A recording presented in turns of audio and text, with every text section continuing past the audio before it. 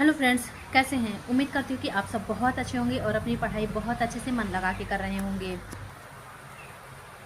मैं माधुरी स्वागत करती हूँ आप सभी का अपने YouTube channel Madhuri Yadav TGT में। फ्रेंड्स, उम्मीद करती हूँ कि आपको वीडियो अच्छी लगती होगी और आप लोग अपनी पढ़ाई बहुत अच्छे से कर रहे हैं। ठीक है, वीडियो कैसी लगती है आप लोग मुझे कमेंट बॉक्स में मुझे ज़रूर बताइएगा। अगर वीडियो अच्छी लगती है तो प्लीज़ क्या प्यारा सा कमेंट ज़रूर कीजिएगा और चैनल को हमारे सब्सक्राइब कीजिएगा। ऐसे ही मुझे अपना प्यार और सपोर्ट देते रहिए। ठीक है, आज हम जो है कार्बोहाइड्रेट का तीसरा पार्ट पढ़ने वाले हैं। मतलब जो है ये हमारा पार्ट 3 होने वाला है। इससे पहले हम लोग पार्ट 1 में इंट्रोडक्शन पढ़ा था कार्बोहाइड्रेट के। उसके बाद सेकंड पार्ट में हमने मोनोसेकेराइड के बारे में पूरा डिटेल में पढ़ा था। ठीक है, आज हम पढ़ने वाले हैं डाइसेकेराइड। डाइसेकेराइड में जैसे कि हमने इससे पहले भी डिस्कस किया ही है थोड़ा सा, डाइसेकेराइड में कितने होते हैं, 3 होते हैं, सुक्रोज, माल्टोज और लैक्टोज। तो आज सुक्रोज कहाँ पाया जाता है, इसको कौन सी शर्करा कहते हैं, मतलब पूरा हम डिटेल में इसके रासायनिक सूत्र क्या होते हैं, कहाँ पाया जाता है, मतलब पूरा हम डिटेल में देखने वाले हैं। ठीक है, चलते हैं हम अपनी क्लास पे। क्लास कैसी लगती है आप लोग मुझे ज़रूर बताइएगा। ठीक, फ्रेंड्स, जैसे कि आप लोग ने देखा ही है कि इससे पहले हम 2 क्लास देख चुके हैं कार्बोहाइड्रेट की। आज हमारी ये तीसरी क्लास है जिसमें हम पढ़ने वाले हैं डाइसेकेराइड। ठीक है, डाइसेकेराइड आज हम पढ़ने वाले हैं। डाइसेकेराइड देखो, इसका सूत्र क्या होता है, C12H22O11। क्या सूत्र होता है, C12H22O11।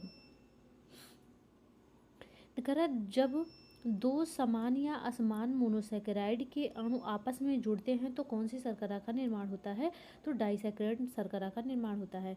डाइसेकेराइड कितने प्रकार के होते हैं, 3 प्रकार के होते हैं, ये आप लोग को ध्यान रखना है। क्वेश्चन ज़्यादा इसी से पूछा जाता है। सुक्रोज है, माल्टोज है और लैक्टोज है। जैसा कि हमने पहले पिछले ही क्लास में बताया हुआ था ट्रिक के माध्यम से, इस्माल। ठीक है, आप अपनी समझ के लिए कुछ भी बना सकते हैं जो आप लोग को मतलब याद रहे। इस्माल, तो मैंने देखो इस्माल ऐसे लिखते हैं, हमने ऐसे ही मतलब शॉर्ट ट्रिक के माध्यम से, जैसे मैसेज की लैंग्वेज में लिखते हैं हम लोग टाइप करके हैं, वैसे ही क्या है इस्माल, मतलब सुक्रोज, माल्टोज, लैक्टोज। ठीक है, इस तरह से आप याद कर सकते हैं। और दूसरी ट्रिक ये भी है, देखो गर्लफ्रेंड पर शक नहीं करना। गर्लफ्रेंड मतलब ग्लूकोज और देखो सुक्रोज का निर्माण कैसे होता है, सुक्रोज मतलब इसमें 2 ग्लूकोज के अणु मिलते हैं तब सुक्रोज का निर्माण होता है। तो वो दोनों अणु कौन से हैं, देखो ट्रिक है ये, गर्लफ्रेंड पर शक नहीं करना। ठीक है, गर्लफ्रेंड पर कभी आप लोग भी शक नहीं करना। ठीक है, देखो इसमें G for glucose, F for fructose. जब ग्लूकोज और फ्रक्टोज को मिलाएंगे तो सुक्रोज बन रहा है। अभी आप लोगों ने ऊपर देखा ही है ना कि मतलब ग्लूकोज के जो है 2 समान या असमान मोनोसेकेराइड के अणु जब आपस में जुड़ते हैं तब वहाँ पे डाइसेकेराइड का निर्माण होता है। ठीक, देखो यहाँ से इस तरह से भी क्वेश्चन बनता है कि किन 2 अणुओं के मिलाने से सुक्रोज का निर्माण होता है। तो अभी हम लोगों ने देखा ग्लूकोज और फ्रक्टोज को मिलाने से सुक्रोज का निर्माण हो रहा था, है ना। तो फ्रक्टोज कैसी शर्करा है, ठीक, फ्रक्टोज मोनोसेकेराइड की शर्करा है। हम लोगों ने पढ़ा था ना आगे, G2F ग्लूकोज, गैलेक्टोज और फ्रक्टोज, है ना, याद होगा आपको। इसके आगे हम देखते हैं थोड़ा सा, इसे ईख की शर्करा, गन्ने की शर्करा या चुकंदर की शर्करा भी कहते हैं। ठीक है, गन्ने में जो है सुक्रोज की मात्रा कितनी होती है, 10 से 12% होती है। चुकंदर में कितनी होती है सुक्रोज की मात्रा, 12 से 18% होती है। सुक्रोज प्लस हाइड्रोक्लोरिक एसिड को मिलाकर क्या बनता है, इनवर्ट शुगर बनता है। ठीक है, सुक्रोज को HCl के साथ जब अभिक्रिया कराते हैं तो प्राप्त परिणाम भी क्या कहलाता है, इनवर्ट शुगर कहलाता है। इसको याद रखना है आपको, इम्पोर्टेंट है। इसके बाद हम देखते हैं व्यापारिक स्तर पर सुक्रोज का निर्माण किसके द्वारा होता है, व्यापारिक स्तर पर सुक्रोज का निर्माण चुकंदर के द्वारा होता है। ठीक है, और ये भी देखना है आप लोग को क्या बोलते हैं, माल्टोज। अगला हाँ हो जाएगा हमारा क्या, माल्टोज। देखो अब हम दूसरा पढ़ने वाले हैं इसका, माल्टोज। माल्टोज को कौन सी शर्करा कहते हैं, जई की शर्करा या फिर आप लोग जानते हैं जौ। चाहे जय को हो चाहे जौ को हो, इसको कौन सी शर्करा बोलते हैं, जई की शर्करा या फिर जौ की शर्करा भी कहते हैं। ठीक, अंकुरित अनाजों में सबसे अधिक मात्रा में क्या पाया जाता है, माल्टोज पाया जाता है। ये रिच सोर्स होता है अंकुरित अनाजों का, ठीक है। माल्टोज का निर्माण किसके मिलने से होता है, ग्लूकोज प्लस ग्लूकोज के मिलने से, मतलब इसमें जो है ग्लूकोज के, इसमें माल्टोज में जो है दोनों समान अणु आपस में मिल रहे हैं, ठीक है। देखो ग्लूकोज कहाँ पाया, ग्लूकोज क्या है, एक शर्करा है ना, और ये भी ग्लूकोज भी शर्करा है, दोनों शर्करा को मिला के क्या बन रहा है, माल्टोज बन रहा है। इसको याद रखने की ट्रिक है, जी माल है, glucose galactose equal to maltose, ये आपको याद रखना है।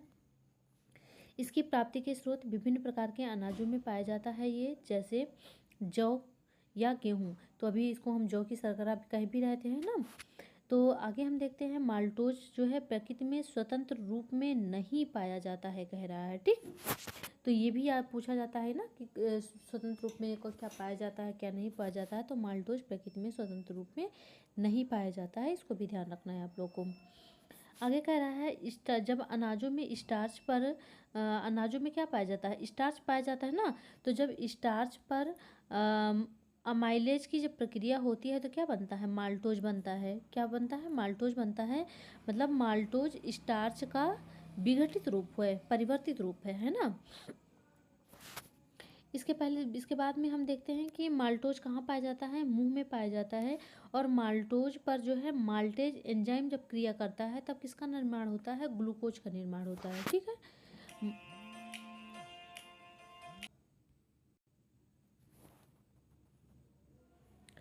देखो यहाँ तक हम देख चुके ही हैं ना। जब माल्टोज पर जो है देखो यहाँ पर लिखा भी है ना कि माल्टोज पर जब माल्टेज एंजाइम क्रिया करता है क्या बनता है, ग्लूकोज बनता है, ठीक है। इसके आगे हम देखते हैं नेक्स्ट, लैक्टोज। ये लैक्टोज भी इम्पोर्टेंट ही है। लैक्टोज को जो है, लैक्टोज कहाँ पाया जाता है, आप सभी जानते होंगे, मिल्क में पाया जाता है, इसलिए इसको मिल्क शुगर या दुग्ध की शर्करा के नाम से भी जाना जाता है। लैक्टोज में जो है ग्लूकोज के एक अणु बनते हैं और गैलेक्टोज का एक अणु होता है, जिस दोनों को मिलाते हैं हम तो लैक्टोज का निर्माण होता है। तो जब लैक्टोज जो है दो समान या असमान मोनोसैकेराइड के अणुओं के आपस में जुड़ने से बनता है। अभी अभी हमने देखा ही ना ऊपर कि लैक्टोज को दुग्ध शर्करा या मिल्क शुगर के नाम से जानते हैं। क्यों? क्योंकि लैक्टोज जो है दूध में पाया जाता है। मिल्क में शर्करा कौन सी पाई जाती है, तो मिल्क में कौन सी शर्करा पाई जाती है, लैक्टोज शर्करा पाई जाती है। माता के दूध में लैक्टोज की शर्करा सर्वाधिक होती है, ठीक है। इसलिए देखो बच्चों को बोला भी जाता है कि माता का दूध सबसे ज़्यादा देना चाहिए। आगे हम नोट पॉइंट देखते हैं, कुछ इंपॉर्टेंट होता है नोट पॉइंट, देखो इंपॉर्टेंट होता है। उसके बाद आगे हम देखते हैं, देखो कह रहा है कि भैंस के दूध में प्रोटीन जो है अधिक मात्रा में पाया जाता है। क्या पाया जाता है, अधिक, प्रोटीन जो है अधिक पाया जाता है। और वहीं पर गाय के दूध में शर्करा ज़्यादा पाई जाती है, ठीक है।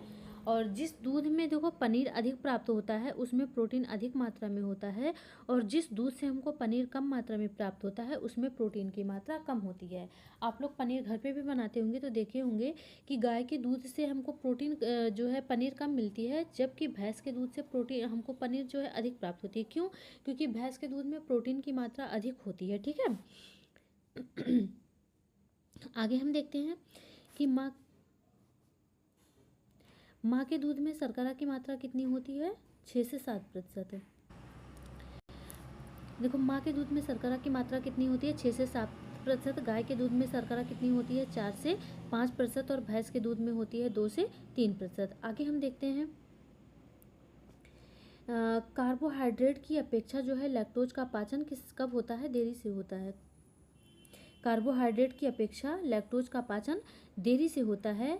लैक्टोज की शर्करा जो है छोटी आंत में ज़्यादा देर तक रहती है, इसलिए इसका पाचन देरी से होता है। ये क्वेश्चन पूछा जाता है कि ग्लूकोज जो है कौन सा ग्लूकोज का रूप घुलनशील अवस्था में पाया जाता है, तो जो डी ग्लूकोज होता है वो घुलनशील रूप में पाया जाता है।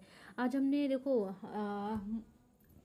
डाइसैकेराइड का पूरा तीनों पार्ट कंप्लीट किया हुआ है, ठीक है।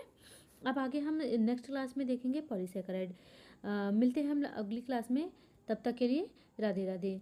फ्रेंड्स क्लास कैसी लगती है मुझे ज़रूर बताइएगा। अगर आप चैनल पे नए हैं तो प्लीज़ चैनल को हमारे सब्सक्राइब कीजिएगा, और आप लोग को ऐसी ही यूज़फुल हम वीडियो देते रहेंगे, बहुत ही इफ़ेक्टिव होगी, ठीक है, जो आप लोग को हर एग्ज़ाम में काम आने वाली है, ठीक। मिलते हैं अगली क्लास में, तब तक के लिए राधे राधे।